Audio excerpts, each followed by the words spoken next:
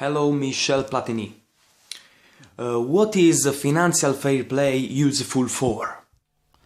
Alors, financial fair play, to be clear, was a will of all the European clubs. All the European clubs.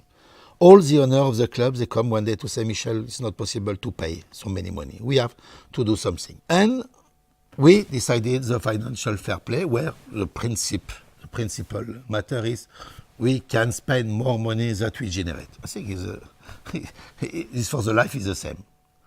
And now, the losses of the European football is not 1.7 billion, but it's 800 million.